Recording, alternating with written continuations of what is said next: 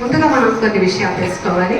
6 సంవత్సరాల క్రితం శ్రీమతి సత్యభామ గారు నిజాంపేటలో KIS అకాడమీని స్థాపించి ఎంతోమంది విద్యార్థులు చాలా చక్కగా తయారు చేస్తూ మరి మన శాస్త్రీయ సంగీతానికి ప్రాణం పోస్తూ దాన్ని అభివృద్ధిలో తీసుకొచ్చే దిశగా పిల్లలందరినీ కూడా తయారు చేస్తున్నారు.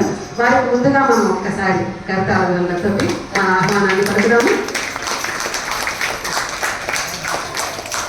అలాగే మనం ఏ కార్యక్రమం చేయాలన్నా కూడా ఎటువంటి విఘ్నాలు లేకుండా మరి చక్కగా మన కార్యక్రమం కొనసాగాలి అంటే ముందుగా మనం ప్రార్థించేది గణనాయకుడు. మనకి అందరికీ తెలుసు ఆ విఘ్నేశ్వరుడు.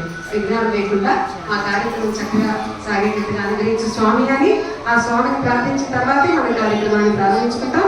అలాగే ఈరోజు కూడా ముందు గురువు గారిని మనం వారు ఏమిటి అని తెలుసుకున్న తర్వాత మరి పిల్లలు ఏమిటాం, వారి పిడుగుల ఏ విధంగా పుట్టగానే పరిమళించిన పువ్వుల అనే విషయాలన్నీ కూడా మనం చక్కగా తెలుసుకున్నాం.